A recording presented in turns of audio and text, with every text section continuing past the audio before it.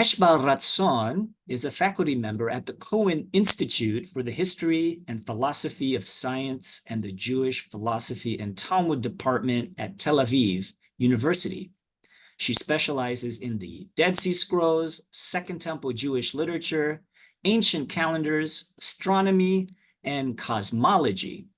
Dr. Ratzon is involved in some of the most recent and cutting-edge research on the reconstruction and digitalization of the Dead Sea Scroll fragments, which she has published in numerous peer-reviewed scientific articles. She has also been invited by the public media to talk about her research. Currently, she is involved in a team project that is using AI to decipher the original language of the Talmudic literature. The initial findings of this innovative and promising research have been published in the spring issue of the Journal of Jewish Studies and recently made the headlines on the online newspaper, The Times of Israel. Dr. Eshbal Ratzon, thank you for joining Talmud for Everyone today for its segment called Two Scholars and a Talmud. And congratulations on the publication of the research your team conducted. Is there anything I missed there in the bio that you'd like to add about yourself? No, it's okay. Thank you very much, Isaac, for inviting me and for being interested in my work and our work. So yeah, thanks for this opportunity. Well, it's a pleasure to have you, and maybe I'll just share with our audience. We met for the first time several years ago at Tel Aviv University in Hungary, and despite all the years that have passed, and the distance that separates the Middle East from the Midwest, where I'm stationed, we've been able to stay in touch. And I've learned so much about Judaism and life and society in Israel from you. I should also point out to our viewers that right now in Israel, due to the unfortunate circumstances and the war that has ensued since October 7, Dr. Eshbal Ratzon is not on any kind of summer vacation right now. Semesters have been postponed, and so she is in the midst of a busy semester. And so I'm very grateful that you're willing and able to set aside some of your time to share your knowledge and expertise with Talmud for everyone. But let's move to the recent publication that just appeared here and has made the headlines in the newspapers on machine learning and the Talmud. I understand that this research is part of a much wider project called Word Embeddings for Aramaic Dialects project, which applies computational tools to research ancient Aramaic. Could you tell our audience what led to the initiation and your participation in this project? Well, a few years ago, I was working at Tel Aviv University. And I was involved in a little bit in digital humanities projects. Also, my background is both in the humanities and in the sciences. And my colleague, Professor Liad Gottlieb, saw a call for funding for interdisciplinary projects. He worked there he still works there at the Tel Aviv University and in the Department of Computer Science. And he, as an observant Jew, was very interested in the Talmud. So he was looking for someone from the humanities that knows Aramaic or studies Aramaic, and also be interested in the aspects of computer science. He wrote to me, and I thought, wow, that's a wonderful opportunity. I was myself new, and I worked on several Aramaic documents, several Aramaic scrolls, actually, Dead Sea Scrolls, that were mainly centered around astronomy. But anyway, Aramaic was part of my work, so I thought that would be great. We can use these tools to study my scrolls, my literature. But as training algorithms, computerized algorithms, requires big data. So we said we will start with the Talmud because it's much larger than the Aramaic Dead Sea Scrolls.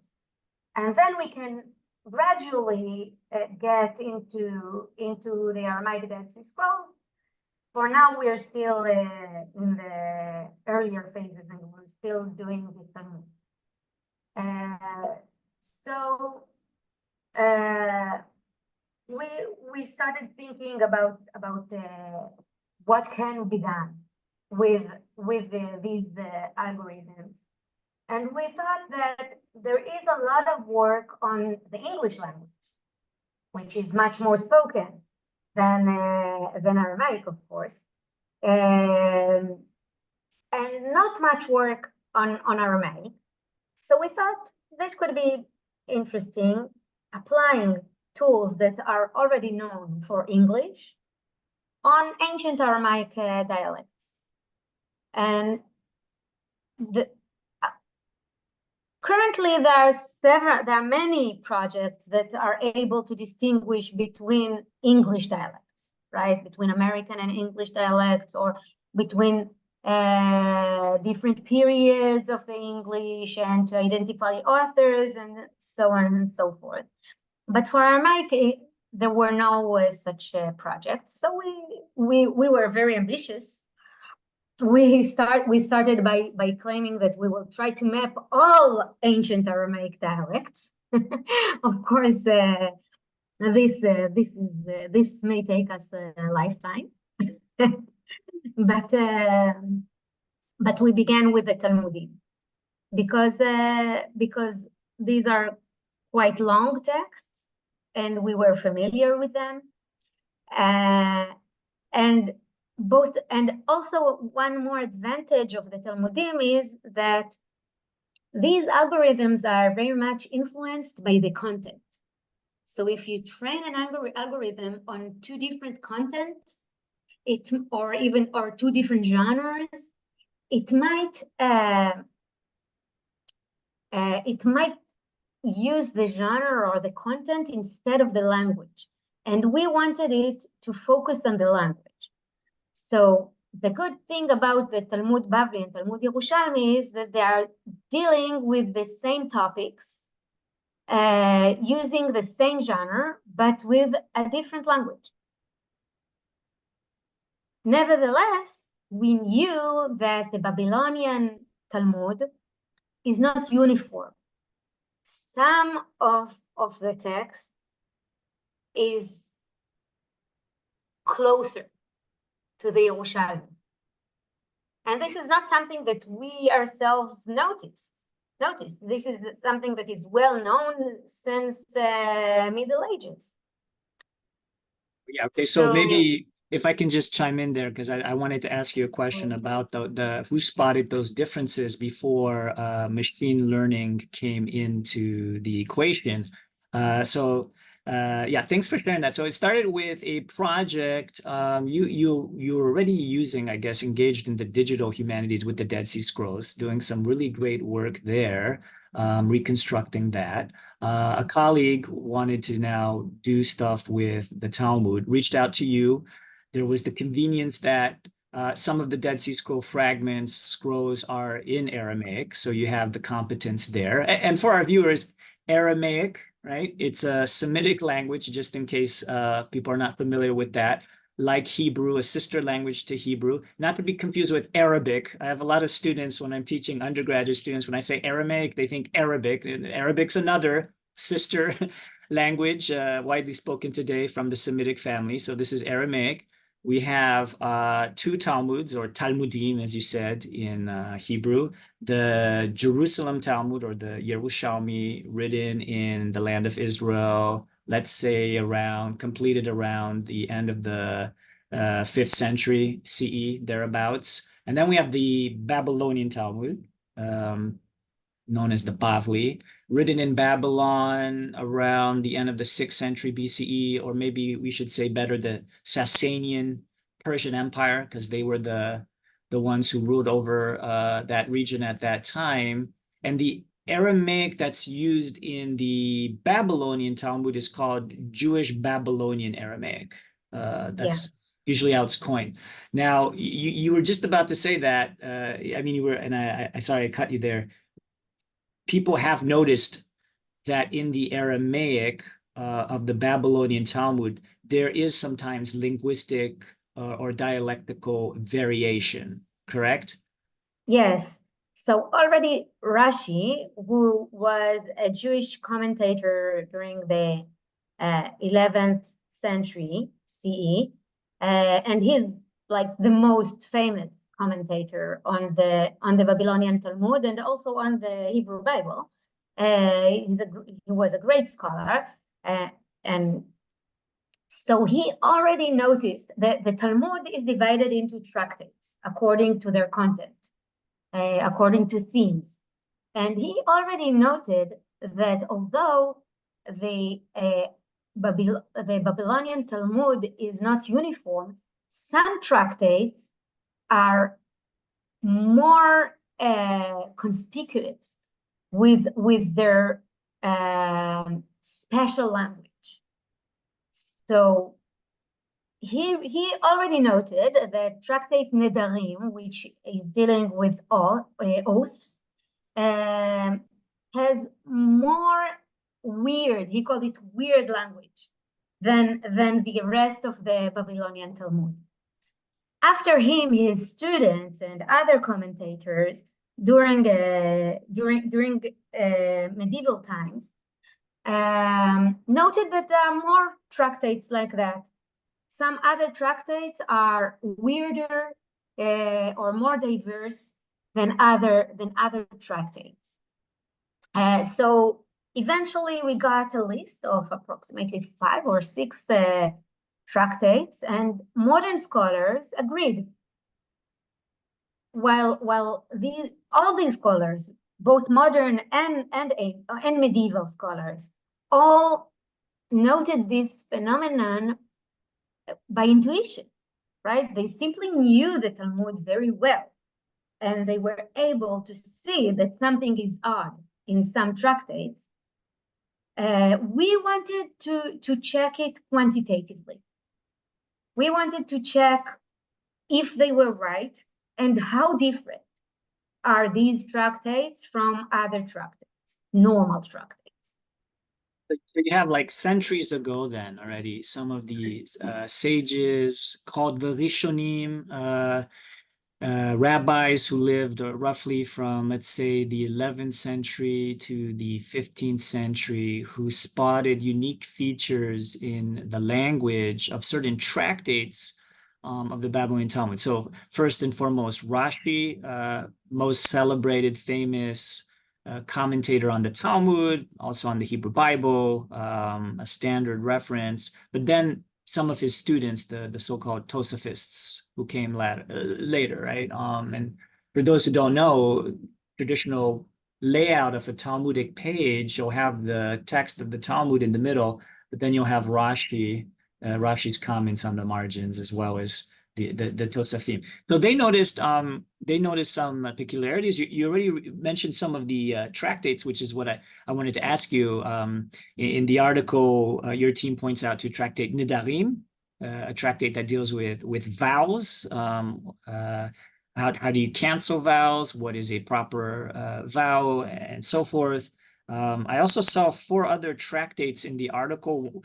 Tractate Tamid, if I'm not mistaken, contained some unique features. So Tractate Tamid deals with burnt offerings, the daily sacrifices that once were offered in the temple.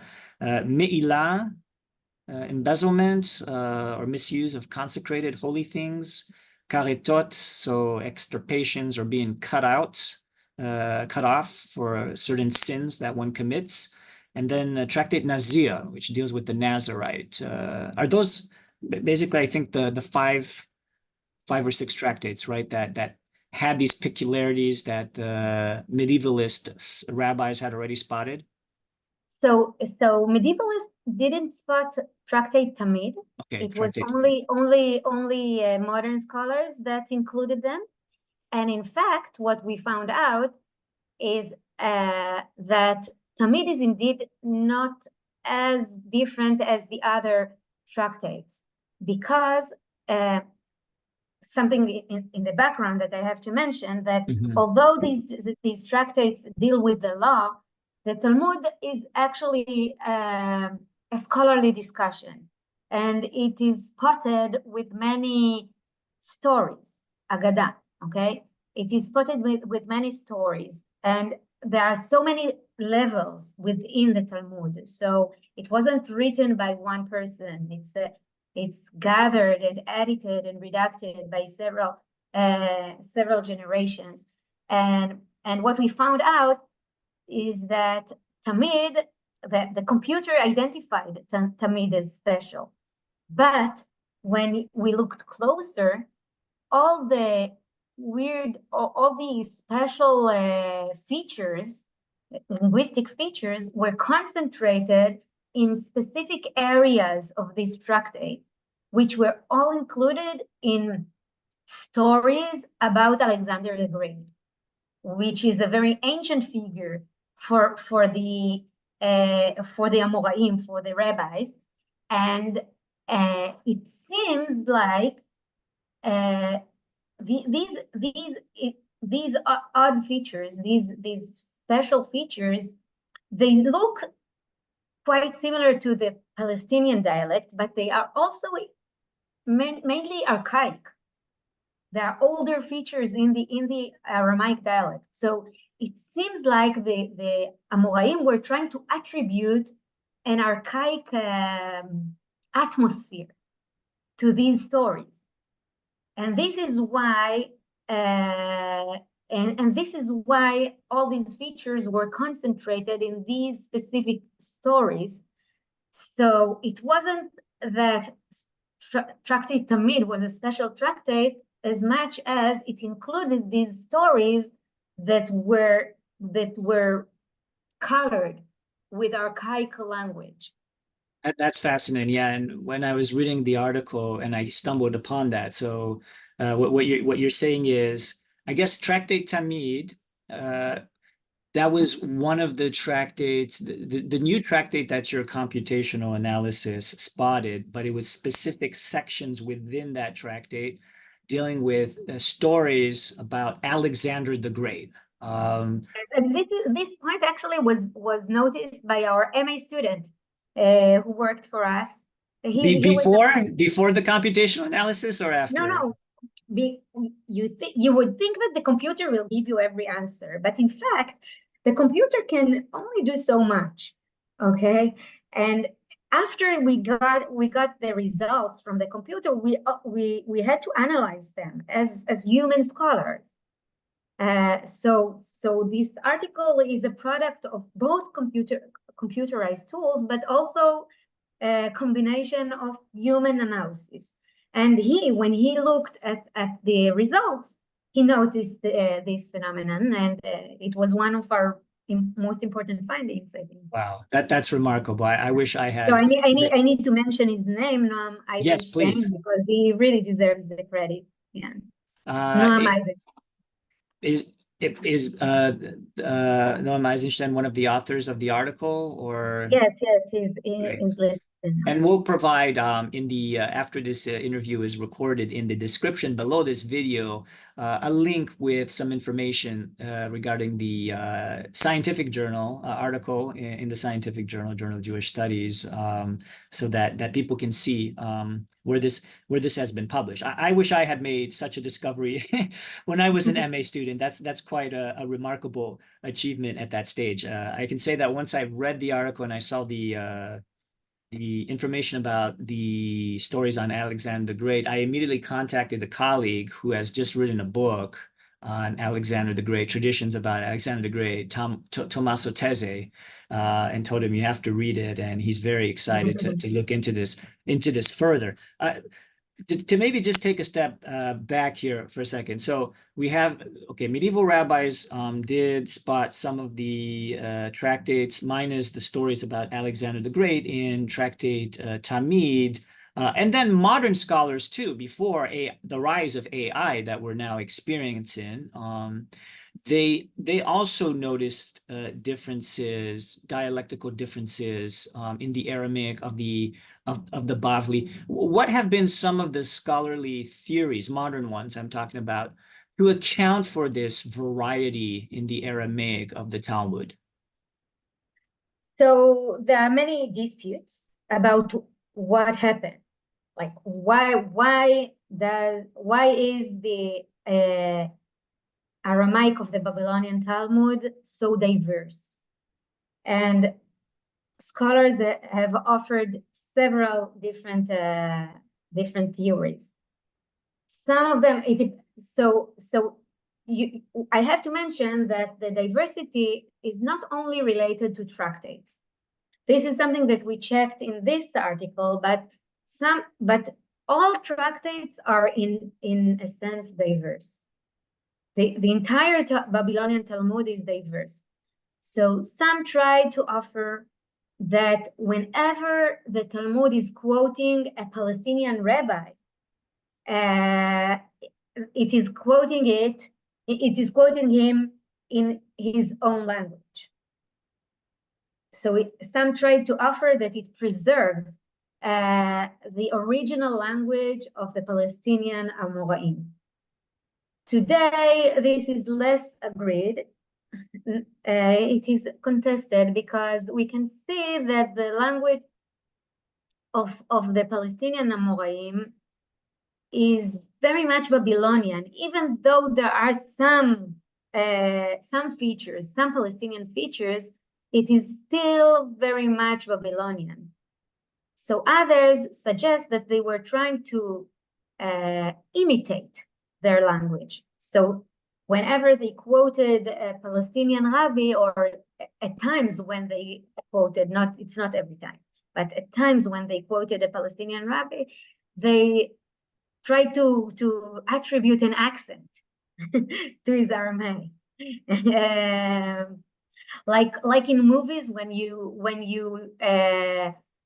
want to show German soldiers speaking, and you don't want them to speak in German, so they speak in English in a German accent.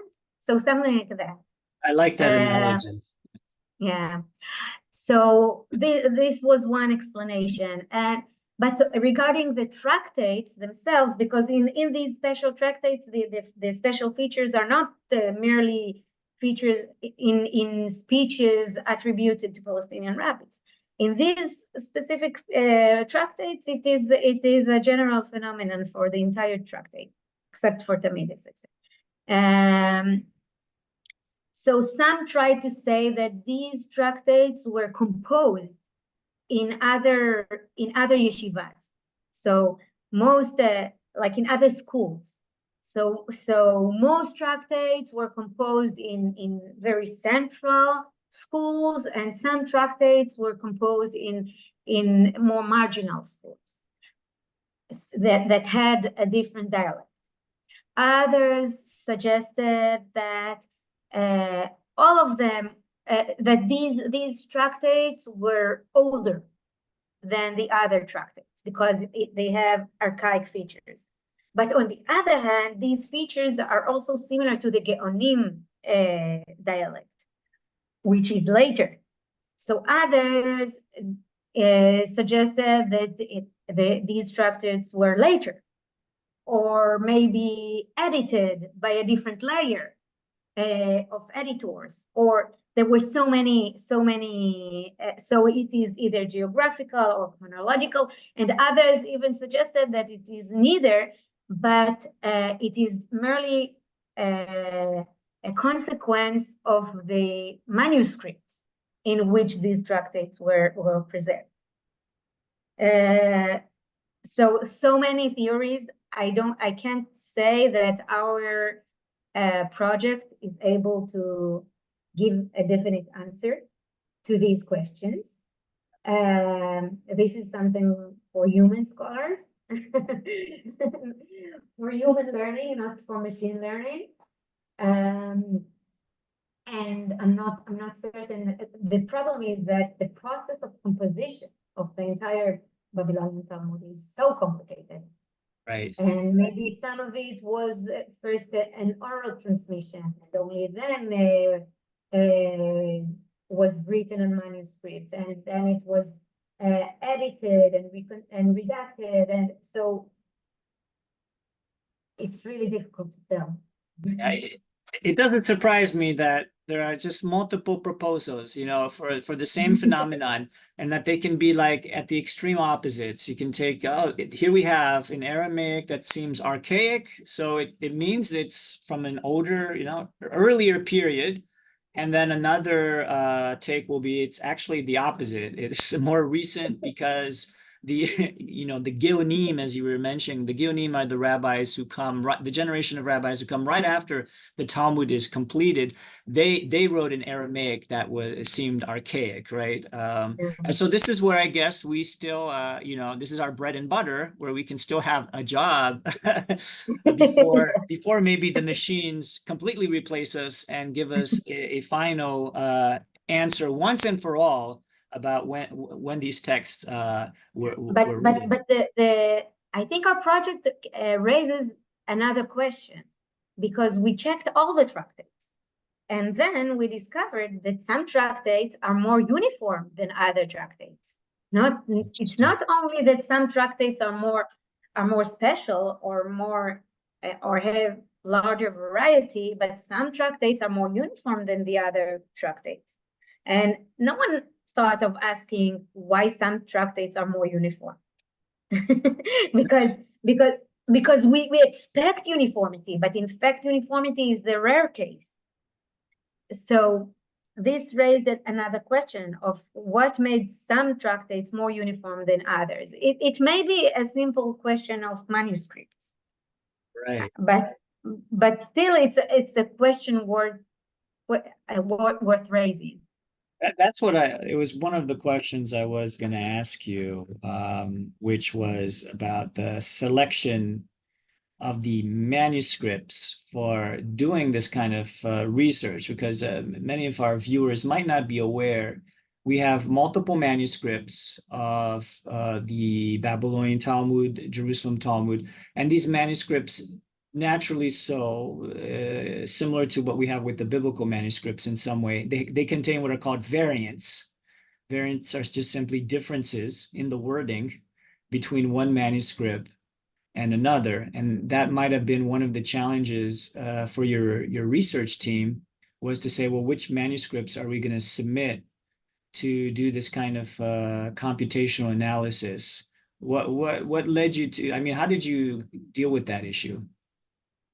So indeed, it was a very difficult task, and actually it took us most of the time. And Jakub, our postdoc, who is now a lecturer on his own, right? And Dimid, our computer programmer, worked a lot of time on this task, because it's the easiest thing is to take already digitized texts that are available online, but are based on the prints, which are much later than the manuscripts, before the invention of the print, and they are less critically selected. We wanted to base our work on a more sound basis. So we didn't choose the manuscripts ourselves, because this would be a lifelong task. We already relied on the work of others, because some manuscripts were selected for digitation, but these first these digitations were not ready for computerized work. So they were meant for humans to use them, even though they were online. But we had to do a lot of work to make them computer accessible. And in addition, they included many comments by either medieval scribes or by modern editors. So we had to choose which hand do we want to choose for the computer to read. We had to remove many signs that were not part of the text. We had to do several scholarly decisions, and this work alone took us 2 years. 2 years only to prepare the data. And this is something a lot of people don't know about digital humanities. People think, we like to think about the most advanced algorithms and stuff like that, but preparing the data is a lot of work. Yeah, in fact, I wanted to ask you how you use machine learning, and I guess how you get to use machine learning to analyze the Talmud. And this is a humongous task, as I can sense from what you're just saying right now. Maybe you could take the viewers here through a day at the lab, right? Multiple skills are required here. Of course, you need the linguistic skills. You need to know Aramaic, Hebrew at least as well, to distinguish the Hebrew from the Aramaic, because the Talmud contains Hebrew therein. You need to have some historical knowledge about the manuscripts, the history of Judaism at the time. Statistics, I guess, comes in handy. Math, computer science. How do you do this work? What's involved? So it is a group effort. It is not something that one person can master. Although we did try to pick people that, even though like some of us, Professor Liad Gottlieb was a computer scientist, is a computer scientist, but he also knows something about the Talmud. He knows even a lot about the Talmud. And Dimid, our computer programmer, his expertise is the algorithms, but he also has a degree in linguistics. And and I myself, so I study Aramaic literature, but I also have some background in the sciences. So we did have a team effort, but what is needed is people that are able to converse with each other, to overcome the disciplinary boundaries. So I wasn't able to do it myself, and I think Liad wasn't able to do it himself, at least not in a most critical, sound way. But together we were able to discuss and translate our expertise to one another. And so we had to communicate a lot. It takes time. We prepared the text. We were lucky to have, there's a project called the Kal lexicon. It's a comprehensive Aramaic lexicon, which is digitized, and it already removed the Hebrew from the Talmudim. So we were able to use it, and we really thank Professor Kaufman, its leader, to help us access all the data there. And then we trained several different algorithms on the common tractates, because most of the tractates are shared by both Talmudim, but some tractates appear only in one of them. So we trained the algorithm or the algorithms on the shared tractates, so it won't be disturbed by it won't be influenced by the content. And then we discovered, and then we tried to let the algorithm examine tractates that it wasn't trained on. And we discovered that it's very easy for it. For all the algorithms, it's very easy to distinguish after it was trained. It's very easy, and it succeeded in 90-something% of the times. But then, after looking into it, we saw that when it was wrong in attributing a sentence from the Babylonian Talmud to the Yerushalmi or the other way around, it wasn't completely wrong. It in fact spotted the unique features. And this is how we came to the idea that we can use. Usually, you use these algorithms in order to separate, in order to identify, in order to identify which is Bavli and which is Yerushalmi. But here we already knew which is Bavli and which is Yerushalmi. We wanted to know when the algorithm was going to be wrong. And when it was wrong, we saw that it had more mistakes in the special tractates than in the other tractates. So this is like truly an interdisciplinary research, and you doing real stuff, I must say, stuff that I'm scared of. I confess I glossed over a bit, at least the first reading. Maybe I'll try harder the second time around. Once I got to the section of your article with all the equations and the statistics, You can that's skip not. it. You don't really have to read all the equations. These are for the people from the computer part. You can skip it and get to the to the bottom line, to our Right. conclusions. I mean, I admire the scholarship there. And so with the computer yielding these results, and you've alluded to some of this already, but maybe we can engage with this question directly now. So what were the results of the machine learning here? Did it confirm human intuition from these Rishonim and modern scholars, or did it not confirm it? So the answer is more complicated than confirm or not confirm. So Rashi was right. Okay. Tractate Nedarim that Rashi pointed out was indeed very special. Tamid that only modern scholars pointed was mixed, right? It was special only because of these Alexander the Great stories.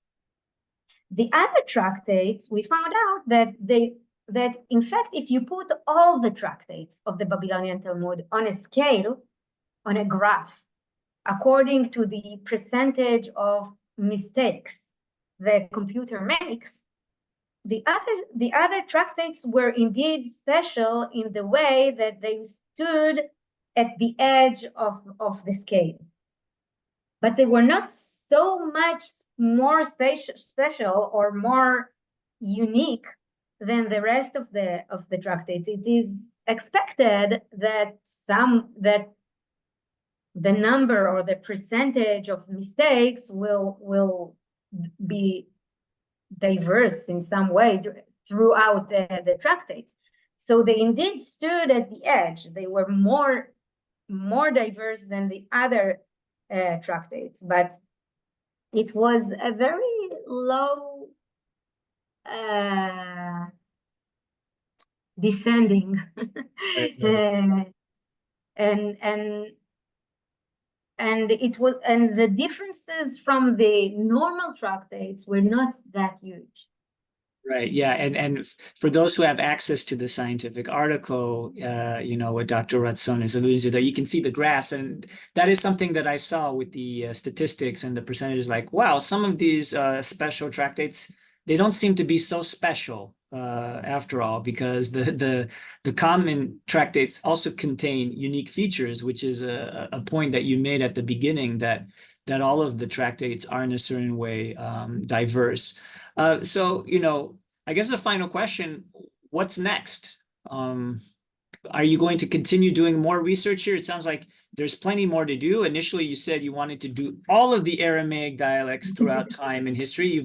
You've started with the Babylonian Talmud. Are there projects in the pipes for the future? So yes.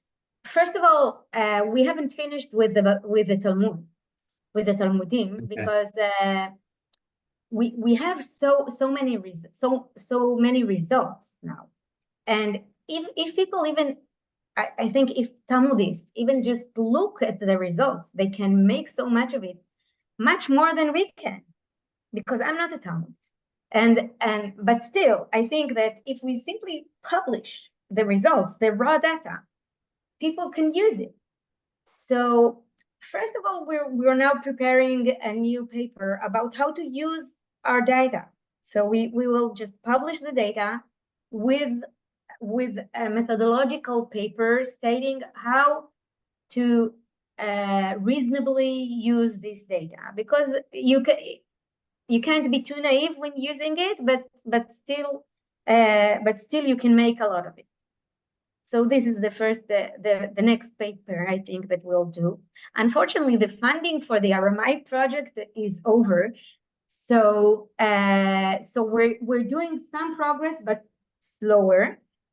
So we also examined the Targum Onkelos, the translation of the Pentateuch into Aramaic, because its Aramaic language is somewhere in between the Babylonian and Palestinian Aramaic. And there are so many disputes about its language, so we wanted to examine what will the computer say. Is it more Babylonian or more Palestinian? So this is another project that we're promoting now, but it's really in a very initial stages. We tried to see if among the Dead Sea Scrolls, which were found in Israel, right? So they're expected to be closer to the Aramaic of the Talmud Yerushalmi. But we tried to see if there are some scrolls, some Aramaic scrolls that are closer to the Babylonian Talmud, because maybe some of these compositions were brought to Israel from the Babylonian diaspora. But we found out that this specific methodology can't answer this question, because the vocabulary there is not enough shared vocabulary between the Dead Sea Scrolls and the Talmudim for the computer to be able to answer this question. But what we try now is to use not only the words as they are, which this is what we used then, but also to use all these words with morphological tagging. So with the linguistic analysis that human beings did, but they have already digitized them and we can use it. And this might give us more information in order to trace some Babylonian sources or influences within the Dead Sea Scrolls. But this is something that will take us a long time. We also started a new project about Hebrew. Okay. Yeah, so we try to do something similar about Hebrew sources. Wow, so there's a lot to do, and hopefully Elon Musk or some wealthy donor is going to be watching this video that we're going to upload to the Talmud for Everyone YouTube channel. Thank you so much, Dr. Eshbal Ratzon, for sharing your time and expertise with us about this fascinating research. It's been Dr. Eshbal Ratzon from Tel Aviv University talking to us today about breaking news from her team's findings regarding machine learning and the Talmud. Thank you, Isa.